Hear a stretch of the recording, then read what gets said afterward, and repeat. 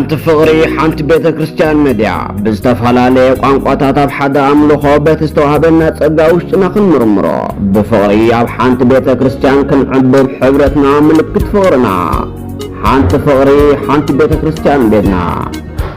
حانت فقري حانت بيت كريستيان ميديا. السلام كورات تخاتاتلتي حانت فوري حانت بتغرسيان ميديا نلومي تاريخ قدس آمنا يقوبن مدر حابشان زبل مبل حامشاي كفال حزنا لكم قريبنا لنا سناي مكتتال بعشران حامشان حدارش حنشو مونتميتين 43 عامة مهرت فرنجي آمنا يقوب بمرقيتا أمارة كنفة ناي وطر أمون ود مزمروم تسنيوم كاب عدوات العيلو منات تنتاو قدام دبر دامو أمرحي بعشران شوعاتن حدار ناب اغري تنتاوي قدام ساعة سلسة ناي دحر فرق معالتي أبو بصحو سبنتكا بقامت تأثيركا بلعلي بفلستي تسحبكا انت زي كوينو قال مديبي يلبون نحنسا بقاف لبي إنان تلتلكو بسلسة وي 4 دقيق ديبكو يبلو قدس أبونا دامو أو أوراجع عقام الزركب بشارشاي كفل الزمن بأبنا أرقا واستمسرة قداميو بمسرت حبريتا أبونا شعو أبت قدام 300 فلسطي قدر منقصن زمرحو النبرو هيوتهم بصومن بصولة بسجدة استزانق كام زنبرة يقلصو شعو وقتي صوم تحساس لزنبرة قد زبالة سرعة صوم يخطلو النبرو منفساو كسكسا فلسطي دبر دامو بقد لأبنا أرقاوي كمون بتسفح منفساو تمهرتي زد أرنفة مصحفة منوكساتيو زكايت مستاريخ دبر دامو استأساسر كال عوت زانتا اتي اكبابي مبقول ناي بيت كريستيان إثيوبيا سرعة زيماونيو جمار سرعة زيما قدس يارد مخانو نمانم إثيوبياوي بريو مصنعتاو دهساس دبر دامو انك كايدو اتم قدس لأخ وانجل بزعبا بيت كريستيان بحتاويان بصمونان بصولوتن زنبرو بعاتتاتن أكوحي توقيرم زتقعتو 250 معقوري ماي علتاتن حتصير حبريتا أم مصحف زين أماس فيروم ألو بقمتنا حد وقر علا قمت 3 متر صفح دما 2 متر يبلو نايتاس تعذبوا بيت كريستيان دبر دامو ناي إيدوم سئلي مس زينا موالوم تطرنفو يركب أبناء يعقوب من فلسطي دبر دامو زم حلالفو أب كريستياناوي حد استمسرت السبكت بحاصير أب سند زين يركب بخلطة تحساش حنشو من 243 بسلام كاب دبر دامو تفانو بعصر شدشة الرش حنشو من 244 عامة مهرت فرنجي أبناء يعقوب بابا قبر ميكائيل بنقود كاثوليكاوي قبر مريم تسنيوم كاب عدوات العلم بعد قرات أبيلوم نابتنتاو قدام قندو كدو كساب نايتي ورحي موداتا معالتات أبو صنحو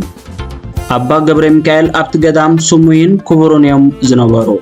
بحقوس أقباب سلستقبلوهم نايت قدام تنت تاريخا قدلي مسراتيو أبونا عنزيران كصنعو كإلوميوم عورا فلطتم كخعبتو زخالو نايت قدام بيت مصحفت بتنقع سلستخاتاتو ليو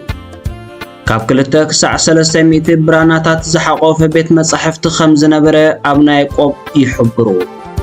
فلاي أغالبهم زي الصحابة برانا مصحف هايمانوت أبو نبرة الزخري منبر ببسنا حالاي ناي مبل 19 زمن محرت ناي مدر حبشاك قداماي كاثوليكاوي حورياو مسلنا قدس أبناء يعقوب كمنبر مريحنتهم زنبر عدوان قلعان عليتنان إنا تنقاسقسو عوض سبكة وانجل كم زكايدو زكاريو حوريونتهم تودا دار الزينبرو فرزة فريخا كاب عدوا تلعيلو منو بزحات إثيوبياويان أسنيوم نقبسي مسكودو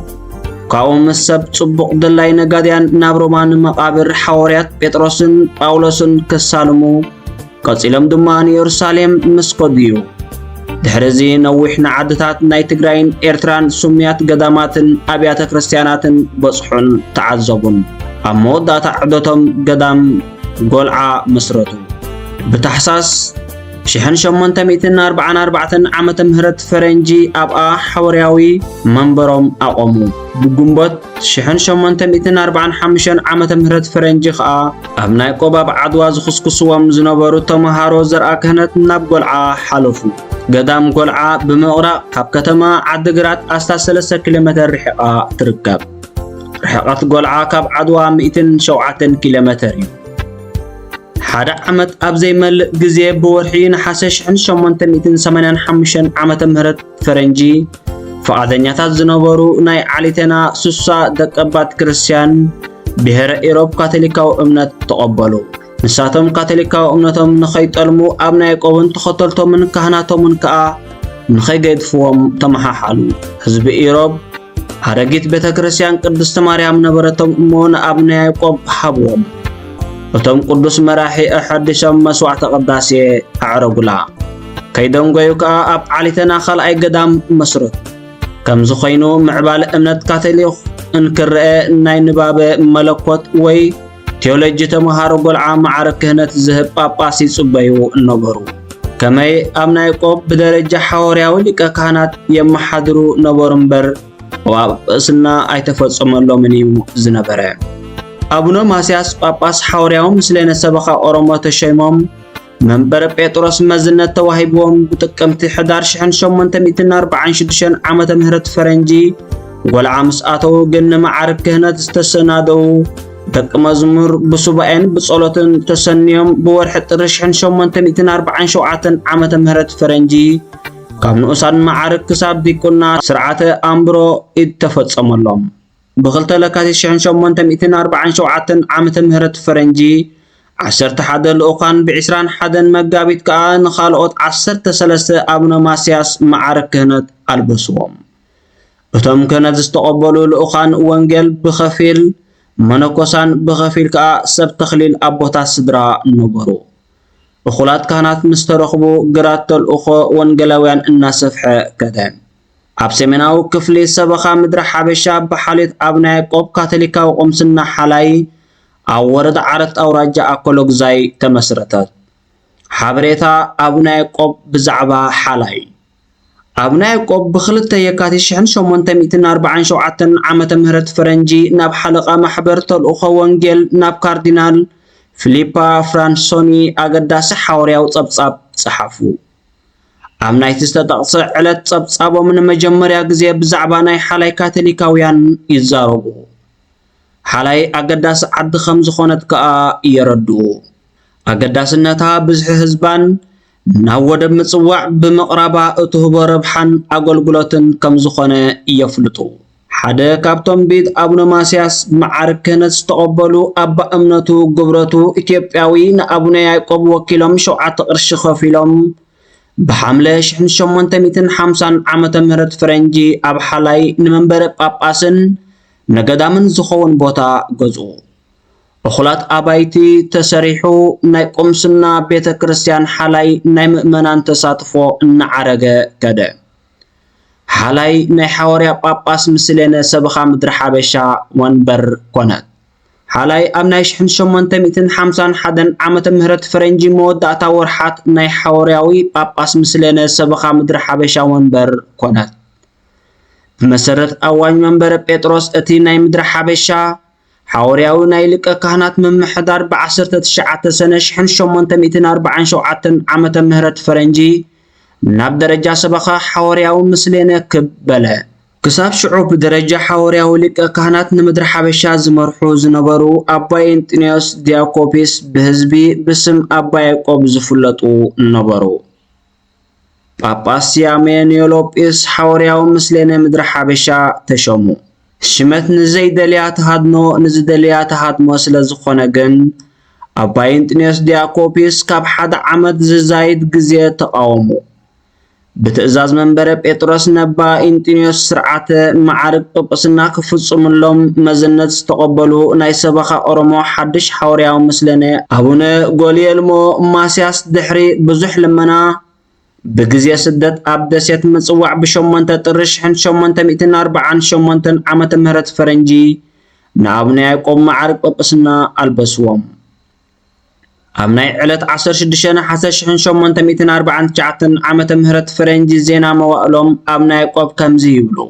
ድሕሪ 9 ወርሕን 8 መዓልትን ካብ ዝወፅእ ናብ ናይ ሰበኻይ ክርስቲያን ዓድታት በኣካል ተመሊሰ ይብሉ ኣብቲ ዝተጠቕሰ ዜና መዋእል ኣብ ርእሲ ካቶሊካውያን ምእመናን ኣብያተ ክርስቲያን ገዛውቲ ዝወረደ ምቅፃልን ዕንወትን ብጥንቃቐ ተገሊጹ ይርከብ ኣብ ናይ ቆብ ብዕለት ልደቶም 9 ጥቅምቲ 1848 ዓመተ ምህረት ፈረንጂ ብኣዋጅ መስፍን ሃገር ሓበሻ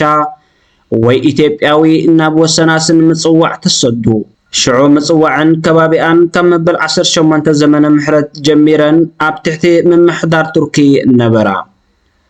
ኣብ ናይ ቆብ ተኸተልቶምን ናብ ጥቓ ምጽዋዕ ትርከብ እምኩሉ ሰፈሩ ብ28 ጥቅምቲ 1848 ዓመተ ምህረት ፈረንጂ ፈረንሳዊ ቆንስል ፈረንሳ ናይ እምኩሉ ቤቱ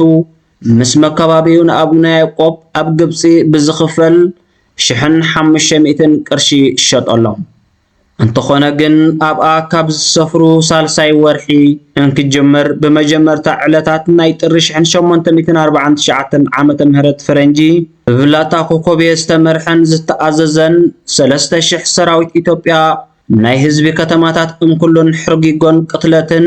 ናይ ኣባይቲ ምቅፃል ዘመተን ኣካየዱ ኣብ ናይ ቆብ ካብ እምኩሉ ሃዲሞም ናብ ደሴት ምጽዋዕ ምስተዓቕቡ ናይ እምኩሉ ቤት ጸሎቶም ብሰራዊት ብላታ ኮኮቤ ተቃጸለት ናብ ሓመድ ተለወጠት ሽዑ ምጽዋዕ ብሓደ ሓድሽን ሕያዋይን ተኸታሊ እምነት ምስልምና ዝነበረ ገዛእት ማሕደር ነበረት ንኣብነ ያዕቆብ ኣብነ ማስያስን ሰዓብቶምን ብኽብሪ ተቐቢሉ ካብ የብሲ ናብ ደሴት ምጽዋዕ ኣሳጊሩ ኣዕቆቦም